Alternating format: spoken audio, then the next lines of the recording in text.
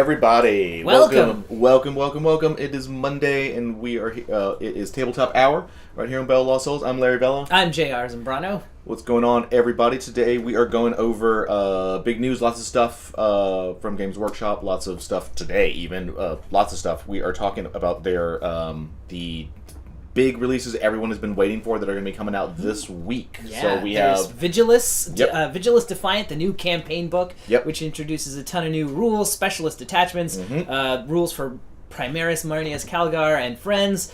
And then there's also the chapter approved 2018 edition, which everyone has been waiting on, because everyone has just been sitting since the Big Fact 2 came out and just kind of sitting here saying we need that book to make our what's going to be more expensive, what's going to be less expensive, what are the big changes coming, and all of that. And then there's a little bit of news on some of the other things coming, but we'll get to those towards the end. It's a 40K week for sure. Absolutely. Let's dive right into Vigilus. Yeah, that's everybody. the new hotness. Everybody out there, just settle in, get all ready. Mars is here behind the camera. She's watching everything. So send her stuff in chat. Talk to us. We want your questions, comments, what's going on. We have a bunch of stuff. So diving into Vigilus. So first of all, what is this book? That's the big question. It is a hardcover. It is a narrative book.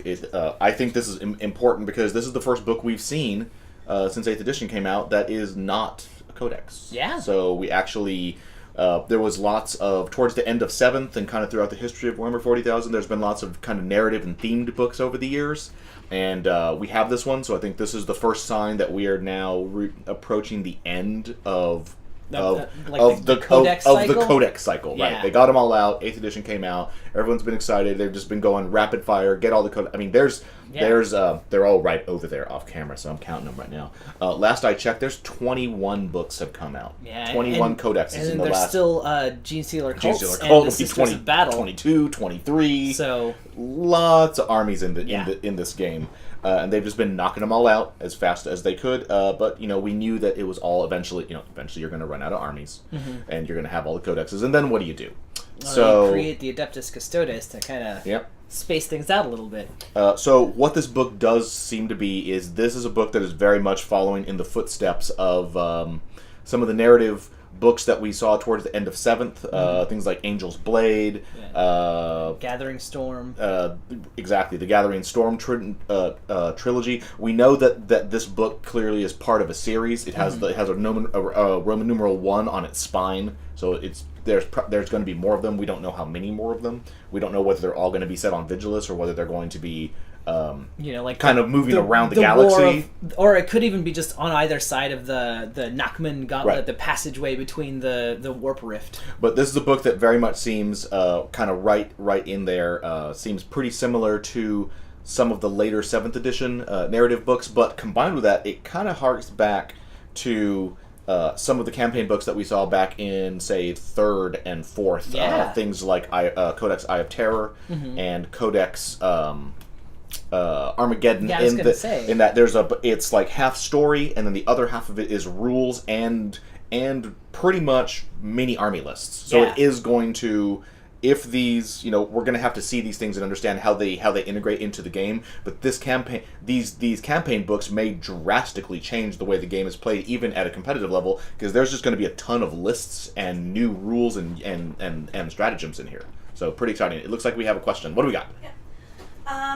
Looking for some more information on Admech. He said in the commander's box it's written that he's currently on Vigilus. Is there anything new on his narrative or rules? On you mean Adeptus Mechanicus as a whole, or are you talking about Call or particular people?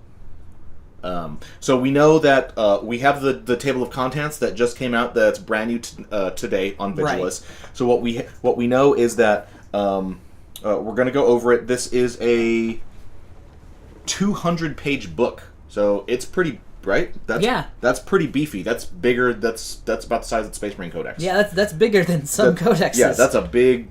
So this isn't like one of those little 60-page guides. There's a lot of stuff. We have.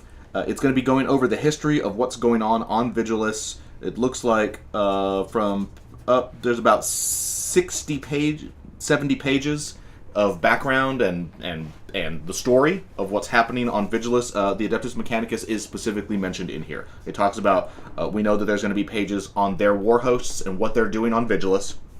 Then it moves over and goes over all of the individual, rather than narrative point of view, just hey, like, what are the forces that are on this world, that are on Vigilus fighting? The Adeptus Mechanicus are there as well. Let's see, where did they go right there? It's under Forces of the Adeptus Mechanicus. That is Forces of the Adeptus Mechanicus, so and then, pretty simple there. We know that there are a few new data sheets in the book that we can see from the table of contents, but we also know that the big thing, like, rules-wise, that's introduced are the specialist detachments, and we don't know for sure, but it sounds like there are a couple of AdMech detachments in there.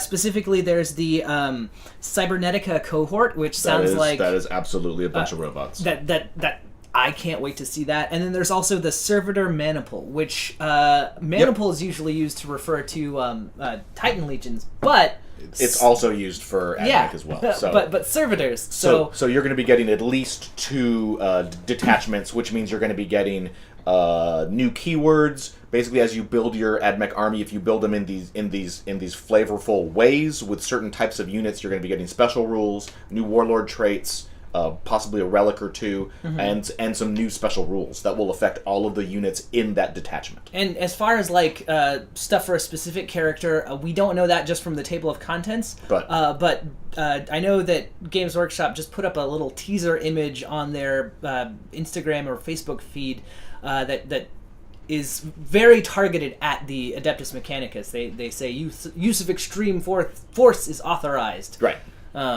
So it sounds like there's definitely something there, and they're the ones who've been kind of holding down Vigilus along with the Astra Militarum the longest. They were there. So they're integrated already. They've been fighting the Gene Stealer cultists for a while. I have no doubt that we'll see more of that. Oh, do we have another one?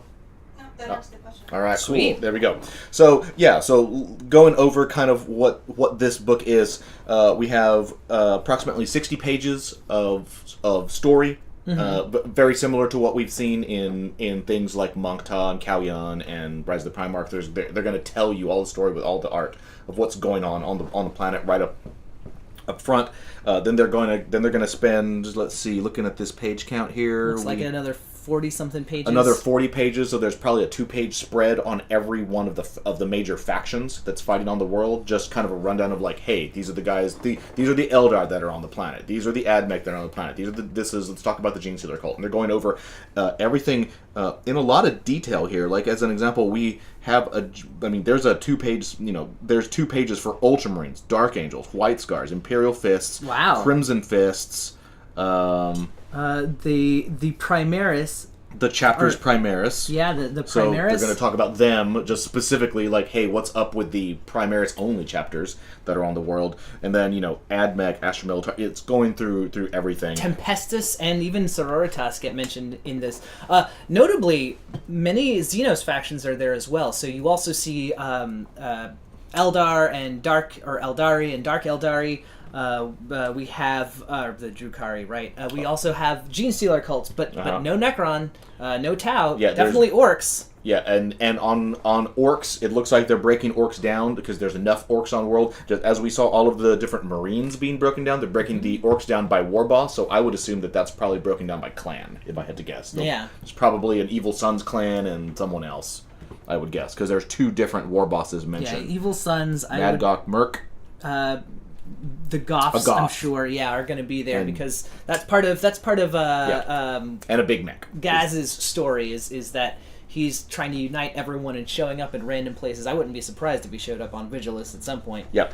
So we have all that stuff. Then we're going to there's a section of actually running a campaign on Vigilus. So there's a whole section, and it's pretty beefy. That's 10 pages of campaign rules. Oh. So if you and all your groups of buddies want to get together in your play group, you can actually run a Vigilus campaign. You get 10 pages of rules of how to do that, linking your games together and doing whatever, which is very cool. And then you get a lot. What is that? That's 20 pages of narrative missions. So you've already got your 70 pages on the front telling you what the history of the campaign. You're going to get 20 pages of going through that history and picking out famous battles and engagements. You get custom missions for all of those. Mm-hmm. So you know what's going on the world. You have this campaign structure to actually run a campaign, and then you get it looks like about a dozen of them, about a dozen famous battles that you can replay, which is super cool. On top of that, you get battle zones, which I think are just like the environments that you can fight in. Yeah, those are rules for like different, right? Like I'm in the desert. Right. So we're fighting in a dust storm, or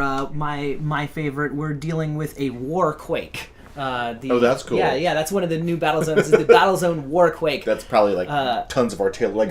Like everything's shaky because everyone's fighting elsewhere. There's a Stampa and a Titan fighting like over there, but you're right here and you're having to deal with it. That's cool. You also get rules for new war zones, which I think are the like specific match play scenarios. I don't know for sure. I'm seeing like the wastes and hive sprawls. Yeah, mega what? That looks like Mortwald. That's it's the font is very small. It's very small, but yeah, these are like different areas on Vigilus where you can fight. There's a hive. Famous hives.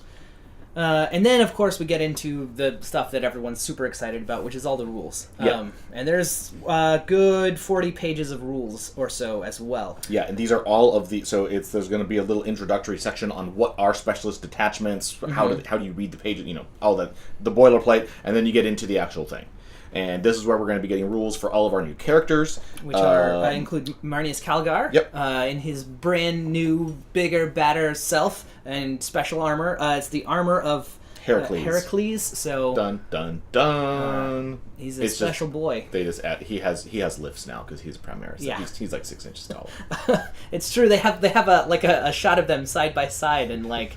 New Marnius, old Marnius. He is substantially taller. Yeah. You also get rules for and a data sheet for his Victrix Honor Guard. Yep. This is a those are the Primaris Honor Guard. Yeah. Basically. So they look super with those giant slab shields. They look hard to kill. Yes, they maybe almost as hard to kill as an Adeptus Custodes. Yeah, maybe not. I'm going to assume that they're going to have really good saves and are going to have the ability to pull wounds off of Marnius and take them themselves. Yeah, they've specifically no big shocker there. They've specifically said that in their like little they teased a few of the rules for Marnius and the Chaos guy. So we the Victrix Guard will totally look out, sir, for Marnius. Then we have Marnius's big opponent on mm-hmm. on Vigilus, Harken Worldclaimer. You get all of his rules, and then there are Indominus Crusaders. Now that's a specialist detachment that can be applied to any of your Primaris mm-hmm. guys. We haven't seen like the specifics of it, but we know it changes your intercessors into veterans, to say the least. It's one of the more special rules featured.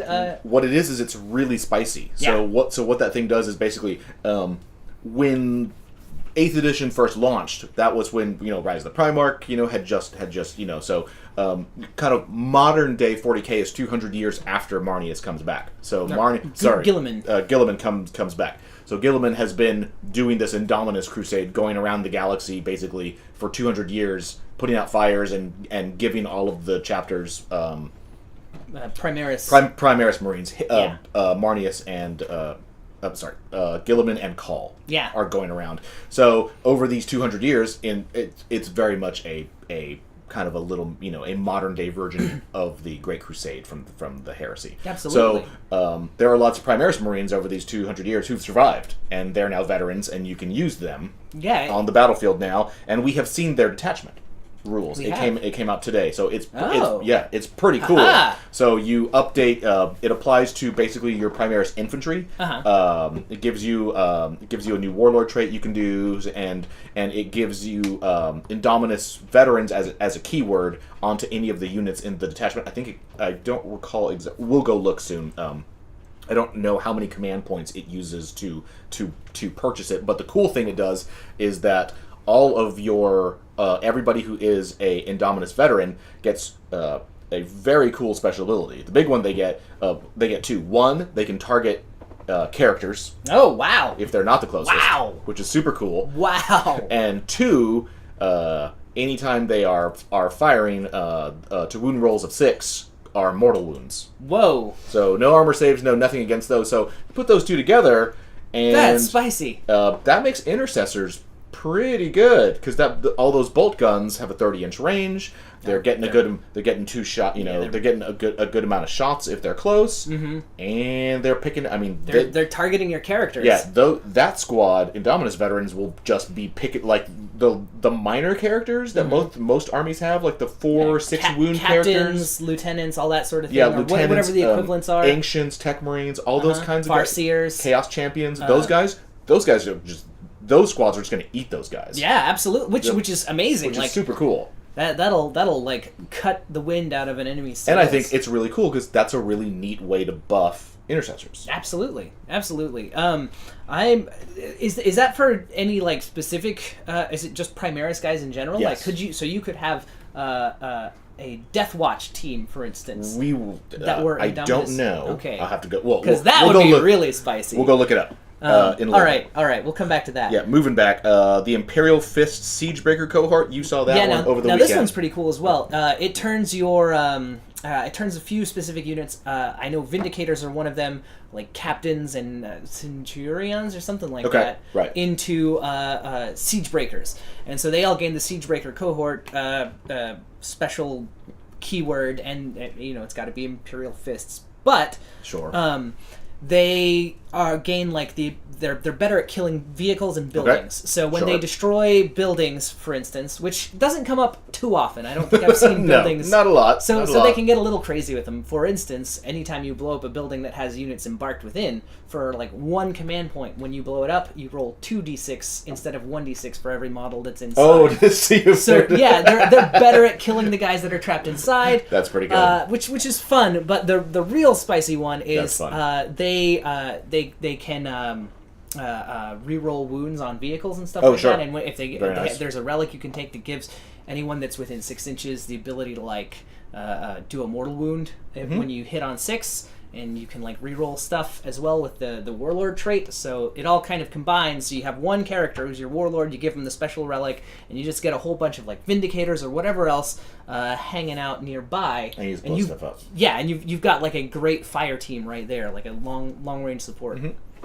That is cool. Yeah. There's going to be Crimson Fists, Black Templars. Hey, Black Templars. God, when's the last time the Black Templars got some love? It's been a while, yeah. It's been a long time. 7th edition. Cool. All you Black Templars people out there, congratulations. You actually are going to get... you're getting Sword Brethren. You're getting Sword Brethren, so hooray. Ravenwing gets something. That'll be cool. Nice. Space Wolves... moving into the AdMech, as we talked about, there's the Cybernetica cohort. That sounds like it's going to be something to do with the robot, with the Castellix robots. Yeah.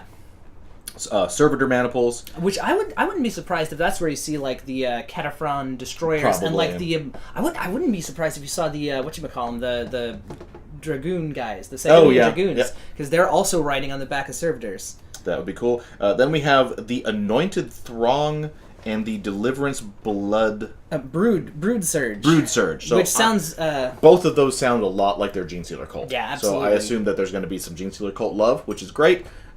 Where's our Codex? Can we please have a Genestealer cult Codex? We really want one. It would be great. It would be great. Like, all the new stuff looks amazing. Like, those guys on ATVs and... Yep. I am super excited about it. I mean, we've already seen the miniatures. So I assume that Codex Genestealer cult...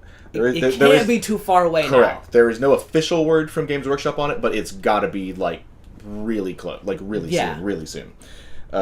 With the Windrider host and the Wraith host, those are clearly 2 Craft World. Yeah, absolutely. Detachments, one of them is going to be all the guys on jet bikes, the other one is going to be all of the Wraith Guard, Wraith Lord, and all that stuff. And then, of course, we've got the Emperor's Blade Assault Company, the Emperor's Wrath Artillery Company, the Emperor's Conclave Infantry Company, and the Emperor's Fists Tank Company. All Astra Militarum. 4 specialist detachments for your Imperial Guard or Astra Militarum. Right. For whatever flavor of it do you want. Do you want lots of The artillery, infantry, and tank company Also, yes. Makes a lot of sense. I don't actually know what the assault company would be. It might be like a bunch of Ogrins. Oh, yeah. It could be. That could be something that they do for the Tempestus guys, too. Sure. Either way... Well, there's the Tempestus drop force. Oh, afterwards. never mind. Hey, they there we go. They have their own. They have their own special thing, because, of course, they're too cool. Yeah, so I don't know what the Emperor's Blade Assault Company is. I'm putting my marker down now. I think there's probably Ogrins in it, and there's probably Commissars in it. Conscripts with knives. Ogrins armed with conscripts. Armed with knives. We gave the conscripts knives, then we told the Ogrin to pick them up and charge. throw them. It'd be great. Done. This is gonna work on 3. Hey GW, if you're paying attention, the book isn't out yet. It's not too late. Just release a PDF errata Just update. a PDF. It'd be great. And then moving past that, we have 4 more. These are clearly all orcs. Well, yeah, that's right, because the Tempestus drop force is there. Yes. We got the Stompa mob. Right. So Stompas. Lots of we know a little bit about this one. We know that you get a Stompa as your war boss, as your warlord. Oh, right. So it gets its own, like... A warlord trait. Table... Well, for it. They've said there's a table of warlord traits to pick from. So, that's great. Yeah, that sounds incredible. And we have used Stompas since the Art Codex came out, and they're a lot of fun. We have them. Yeah, he's right there. He's blue. And then we have Cult of Speed. Mm-hmm. So obviously it's going to be all the new buggies. All speed freaks all the time. Yep, all the new buggies. A Dreadwog. That's going to be a ton of cans and Death Dreads. So it's just going to be all walkers. Mm-hmm. And then the Blitz Brigade. No idea, but it's going to be fast. Probably commandos and whatever else. Yeah. Any trucks, Sneaky. Anything that goes. Yeah. It's going to be like sneaky stuff. Yeah. That's my guess, and that's it. That's a ton of stuff to go through. Yeah. So that is Vigilus, and we know there's going to be maps. We have samples of what of how battle zones work, of how the war zone. So the war zones help you set up the terrain on your tabletop, and the battle zones kind of present you with the rules. Right. Did we want to talk about the before we move on too much? Did we want to talk about the Indomitus Crusade detachment? Specifically, get into any of the specifics? Yes, we're gonna go look that up right now. Hold on a second. Because all right, we're gonna go look at the Indominus veterans, the Indominus Crusade veterans, to see exactly what those guys do, because they were cool. Well, and the specialist detachments, I think, are the biggest change that Vigilus Defiant introduces. I mean, yeah, of course, Marnius, you get a new guy, but that's just a new character that kind of slots in with your Ultramarines and stuff. Yeah, so we're going to go over two. We'll go over 2 of them. The first one is the Indominus Crusaders. Mm-hmm. So you, it affects your Primaris units, and it gives them access to some stratagems. So the first stratagem they get is Liberators. Uh-huh. You pick an Indominus Crusader unit from your army, and until the start of your next turn, each time it makes an unmodified hit roll of 6. It inflicts 2 hits instead of 1. Wow. So that's just a way of just... It's pretty spicy. Target sighted. This is a stratagem used at the start of your shooting phase. You pick a unit of veteran intercessors. So this is specifically... So specifically intercessors. And that's the one which is cool, because intercessors have, as we all know, they've had a tough struggle in 8th edition. Everyone, the classic argument is, do you take intercessors or do you take tactical marines? And so with target sighted, you pick a unit of veteran intercessors from your army, and until the end of the phase, Stalker bolt rifles can target characters and inflict mortal wounds on 6s. So cool. And finally, a reason to take the Stalker bolt rifles. And it looks like there's an entire, and that's just 2, there's an entire page. Yeah. So there's at least 4, and it looks like there's probably 6. There's at least, there's a good amount of stratagems that your Indominus Crusaders are going to be able to do, based on which ones you use. We have a kind of special preview of the Dreadwa specialist detachment as well. I'll let you go over that one. So the Dreadwa, we don't get to see too much of what's in it, but we do look at some of the new relic weapon that they're going to get, which is the souped up Shaka. It replaces a shock attack gun. And gives you a shock attack gun that has a 60-inch range, does heavy 2d6 shots, has a 2d6 strength, AP -5, and does d6 points of damage per shot. If the strength of the attack is 11 or higher, it inflicts a D3 mortal wounds in addition to its normal damage. And that's per successful hit. So if you Right. I mean, this is like the ultimate orc weapon. This is the ultimate expression of play and roll sixes. You get 12 shots at strength 12, which will happen once, and probably when you're shooting at something that doesn't matter. You're just going to destroy it. And then going back and then we have a third one to go over quickly, which was the Windrider host. It's obviously Eldar. It's going to affect all of your. You can apply it to one of your detachments that has pretty much everything that flies. So the jet bikes, Vipers, all those kinds of things, and they gain the Windrider host keyword. Right, and what that does is it allows units within 6 inches of your warlord to charge even if you fell back. Ooh. So sweet. So they're Windriders, they're crazy. They're going to be flying around, shooting, falling back, charging again. Doing it again. Just, Eldar hover shenanigans. Yeah. Which I mean, they've needed, actually, because you don't get to see enough, you get some jet bike shenanigans, but it's a lot of, the still longer range firepower. I love the up-close lancing guys. Now, should we talk about Chapter Approved some? Yes, Chapter Approved it is. Is next. Chapter Approved also coming out this week. Yep, it's coming out this going up for pre-order on Saturdays, so you can be sure we'll be covering all of that, and GW is kind of teasing some of what you can find already. Earlier today, they teased some of what you can see for your match play games. So this means points for days. Everyone's got points. We've got more points than a ballet studio. The biggest thing all around that I've noticed is that elites are getting cheaper on the whole. Things like Grey Knights or Imperial Knights that are kind of a little bit overcosted in a lot of people's eyes are coming down. Like, we know that the Knight Megara has come down in points. We know that Grey Knights are getting points reductions across the board. Yeah, a pretty good point reduction across the board. We've seen that they've announced that Necrons are going to be getting a point reduction across the board pretty much, which is great. With special attention paid to to their elites. Yeah, which are just the way Triarch Praetorians and stuff like that, which I don't think I've ever seen anyone take, because you could also just get a couple of Annihilation barges for the same point. Yep. And that's way better. The Wraith Knight. Where is he? The Wraith Knight. Oh, he's not here. He's not here. He's in a different part. He used to be behind us. He has a huge point reduction.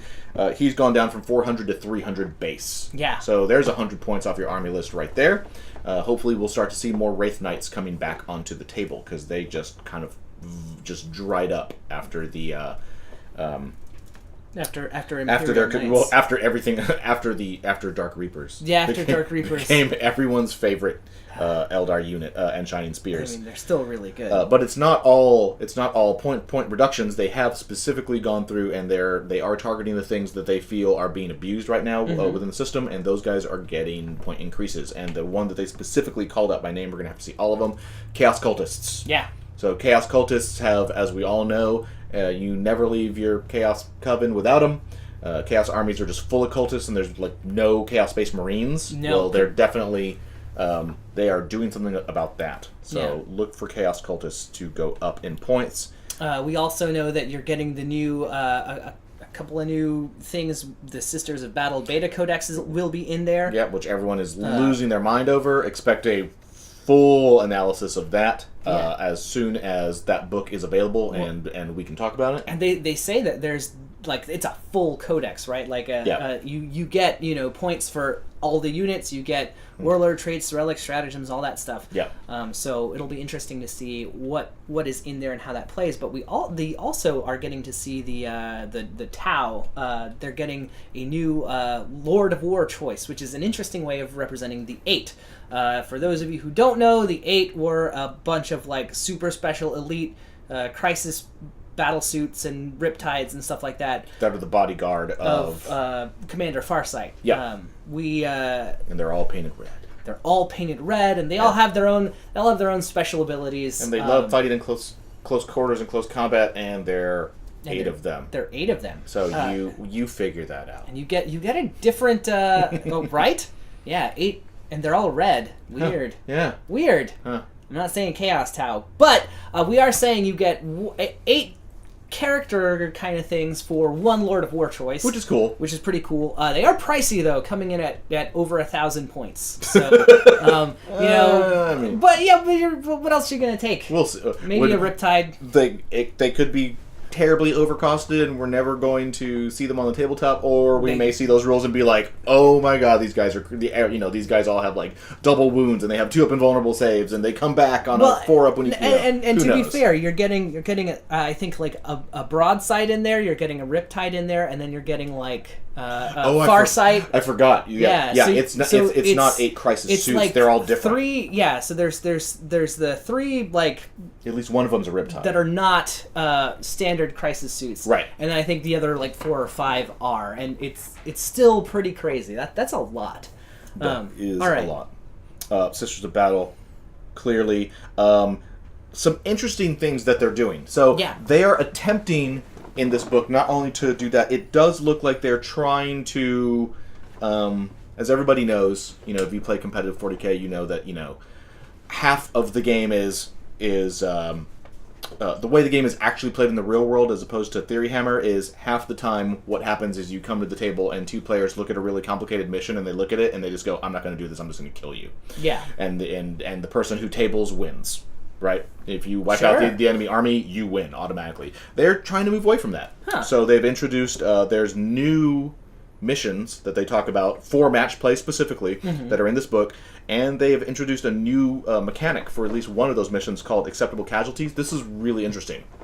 This basically said for this mission, that rule is removed. Yeah, the sudden death rule. So if you are tabled, you don't lose automatically. So it's possible to basically rack up enough points off killing the enemy, and basically if you play the mission really well, get all the objectives and get whatever, you can get tabled and still win. Yeah, which is kind of amazing. Which is an interesting concept because this is an interesting concept because it's Games Workshop saying, hey, like clearly everyone has known that for a while alpha strikes are a big issue. Yeah, they are. So they've done all kinds of things with the facts to try to rein in alpha strikes. Now it looks like maybe they're considering, tabling is another thing that they're like, if what's the point in inventing all these different mechanics and ways to play the game and missions and all this cool stuff if every time you table your opponent you win, so everyone's just going to do that. So it's basically them saying, hey, let's just back off on that. It's not something as extreme as say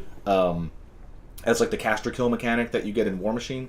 Where you're always there's the mission you're playing and then you always have to protect your cat. There's multiple ways of winning. Right. So it looks like it's interesting because we're seeing Games Workshop kind of make some tiptoes in that direction of saying, hey, the game. We want the game to be more complicated than just. Yeah, we want it to be flexible. Than just kill the other guy and you win. So I think that's really interesting. At the same, these are the official rules from them. Right. Yeah. These are the manufacturer of the game. We'll see how the community accepts those and how those actually find if they start showing up at tournaments. Exactly. And stuff like that. Will you see tournaments adopting them, or will you see tournaments turning their back and saying, no, we don't want to do what Games Workshop says. We want to play the game the way we feel like playing it. Right. And so we're going to see what happens with that. But we do. Mars, do we have anything? Okay. We do know that does mean that, like, if GW's, officially running a tournament or whatever, like at their Warhammer World Open, they'll probably still use. That's correct. Yeah, if you're playing in a GW store or a GW event, you better bet that they're going to be using these things. So absolutely, that is pretty cool there. And we got to look at one of the missions that's designed to use this rule as well. It's called Narrow the Search. Yep. And it's basically both of your armies are looking for a special relic that's somewhere inside a disruption zone, which basically means you start off with an 18-inch wide objective, and whoever on turn 1, whoever controls it gets a point. And then every turn after that, the radius shrinks by 3 inches. So you kind of feel your armies getting drawn into the middle as you're trying to claim this objective. which will eventually become just the size of a normal objective. But you're getting a point each round you control it. So even if you get tabled, if the game goes on for 5 or 6 turns and you've got and you've just points, owned it and you've kept them off of it, then it doesn't matter. You win. You could even get ahead long enough to see like, okay, I've got 3 points. The game might end on turn 5. And I think what you're going to see with this concept of acceptable casualties in general, this lends itself to missions that are going to be more about maneuver. Mm-hmm. Right? You're going to be seeing it in cases where the mission is like, you need to get to this place, or you need to hold these positions, because these are all missions that work in favor of armies that are like fast and flexible, as opposed to the problem with the instant death when you table people is that it really rewards just static gunline armies. Yeah. It's just, my army just will shoot you off the table, so I'm going to build an army that just is all about lethality and surviving to shoot you off the table, and then I don't care what you do. Yeah, I'm just going to sit here because no matter what the missions are, I'm just going to kill all your models. Yeah. And then once I do, I win. So my heavy hitters will deep strike in turn 2, safe on my side, and just kill you where you haven't been able to get. So I like this. I think this is just a little toe in the water, but this tells me that they're thinking about, hey, how do we make the game needs to be more than, Warhammer 40,000 needs to be about more than just I build the army that shoots you the most, and I'm just going to sit here and shoot you more than you shoot me. Yeah. And they don't want that to be what the game. It needs to be more than just that least common denominator. Yeah, that does a lot. Even the rule of 3 brought down stuff like Flyrant spam, but like that, this rule also kind of brings that down, because 6 Flyrants, 3 even Flyrants can't control everything. A lot of the armies that are super crazy lethal or super crazy firepower armies, a lot of them aren't particularly mobile. There are some, but in general they're not super mobile or super good at holding objectives if you've just got more dudes. The other thing that this says to me is it makes like those other objectives, the stuff that you normally don't care about, stuff like line breaker, like I got one of my guys all the way into your deployment zone, like that all of a sudden matters a lot more if you're trying to look for just a lead on points, even if you're getting defeated. Or conversely, if you're like tabling your guy but not able to get the points you need, it's time to look for alternate ways to score score, right? Sure. So like if you can do the thing of like, well, I killed your warlord, that might help narrow the gap. It seems like it's adding like a little more like, I don't know, tactical stuff or different considerations to every match. And that's what we've seen from chapter approved today. Now over the weekend, yesterday, when they announced everything, they just kind of said, hey, there's a ton of stuff coming out. We got a look at, like I said, we got a look at the new Marnius, and we got a look at the new Harkin World Claimer guy. Mm-hmm. Now, the World Claimer is the Herald of Abaddon specifically. So it's really interesting to me because Vigilus is kind of this like proxy battle between Guilliman and Abaddon, which is not here yet, but like you can tell that's coming, right? We had the Battle of the Brothers over at with the Fate of Connor campaign and all of that stuff. But now we're seeing like everyone's favorite Boy Scout versus everyone's favorite Starscream. Right. As they go to start gearing up for this toe-to-toe throwdown. Right.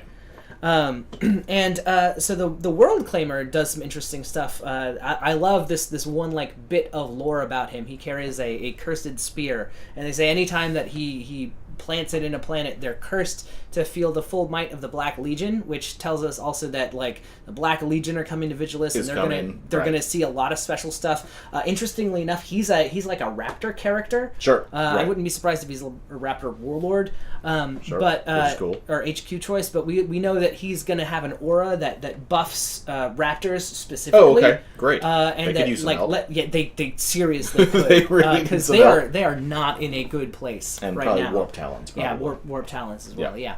I think this is GW starting to address the fact that like a lot of their fast attack options you never see because they're just too fragile, especially when everything's as killy as it is. Right, and everything in the game in 8th edition moves faster. Yeah. So what made fast attack special in past editions just isn't as special anymore. It isn't as special anymore. Everything moves fast. Okay, well I move faster. Well, cool. Well, cool. Can you? Are you killier? Right. Oh no, you're less tough.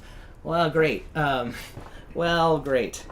So that pretty much wraps up Chapter Approved. Like I said, once it comes out, it's going to be crazy. Yeah. We'll be talking about it for weeks because there's going to be all kinds of stuff in it.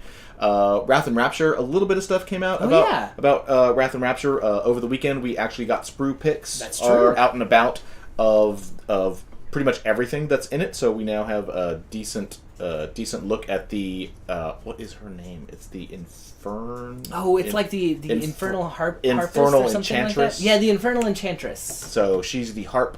So there are pictures. You can go to Bell All Souls, take a look at them. But there are pictures of the sprues. So Wrath and Rapture has also got to be just around the corner. Yeah, she's the person that's just playing a harp that's made out of a dude. So we have her. There's the new plastic Karanak. We have new plastic fiends.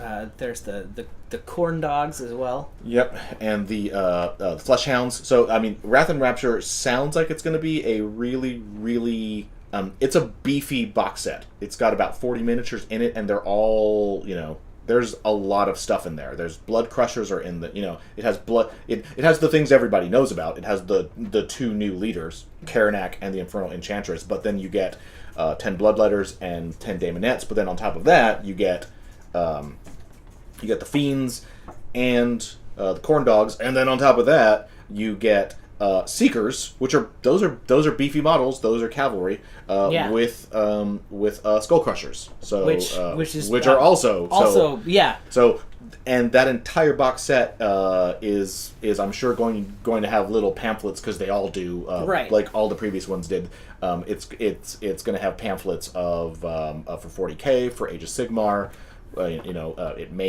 If we're lucky, it'll have a little background book to explain what it is all about. And this one is specifically being marketed with the logos on the front of the box as a, hey, you should buy this because this works for Warhammer 40,000 and it works for Age of Sigmar. So right. This is the dual thing because it's released under like the Realms of Chaos title or something like that. It crosses the streams. It absolutely does. And I think all of us would be foolish to assume that it's going to be the last one they're going to do. No, I bet it's just the first one. I assume there's going to be a Nurgle versus Tzeentch one coming soon. Probably. Yeah, and then who knows after that? Yeah. So that is super cool. Like I said, there are sprue pictures out and about. Just go to Bowls, you'll see them. They broke over the weekend. The detachments broke over the weekend. Just all kinds of stuff. All this stuff is headed your way and soon. Wrath and Rapture we don't have an exact date on, but Vigilus and Chapter Approved are both this Saturday. Marnius Calgar and Harken Worldclaimer are also this Saturday. Yeah, the two heroes. That's another interesting thing. Those two guys are coming out individually. Yes. So they're not doing the same thing that they did during Rise of the Primarch, where they if you guys remember, that was one of the big questions: is were they going to go back and do the triumvirate boxes, where you get the one box with the 3 characters in it? And at least so far, it looks like they're not doing that. Right. So you'll just be able to go to the store and buy Marnius by himself, or buy. Well, I think Marnius comes with his friends, but I believe he is by himself. All right then. Yeah, I think the other guys are just going to be a separate box. Cool. And now, I don't. As far as Wrath and Rapture goes, we don't know when it's coming out, but it is a big box set that's just chock full of stuff. I wouldn't be surprised if we see it come out before Christmas, right? Sure, because that is a perfect gift. If you're wanting to get started with Chaos or something, that's amazing. Right. If you have someone that you're buying something for that you're oh man, they would love this. That just seems the perfect time for it. Yeah, and it can be used both systems, so it's great no matter what they play. And it's one of those that is the advantage of Chaos Demons, is that Chaos Demons on round bases now, which is modern. They don't care. Right, they don't care. So it's great for you to be able to it lets you play both games, right? Exactly. And it'll get a person who's in one game into the other. So so because you already have the army, you may as well. So that's going to be a big seller. Yeah. I think that is all that we had. Do we have any questions from you guys? Alrighty. Then I think we are going to call it a day. Yeah, that sounds good to me. Everyone, we are going to be. We have streaming again. We have streaming on Wednesday. Veteran Sergeant and Goat Boy is going to be on Wednesday, and then Dark Apocrypha is back on Thursday. We are playing 40K. We do not know who is going to be playing, but we will see you this Thursday at 8 p.m. Eastern. Be sure and check it out. 5 Pacific, and we are playing 40K, 2,000 points, a competitive game. And we'll get all the details on lists and who's playing up on the Bulls front page later on. So every Thursday, come and hang out with us, play some games. We have a great time, and we will catch you guys next week.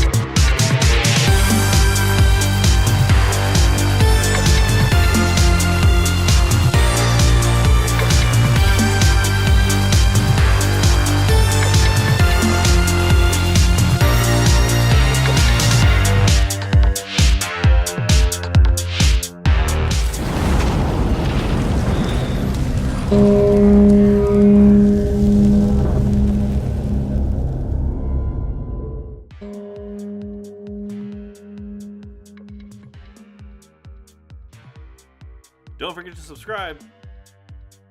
Thanks for watching.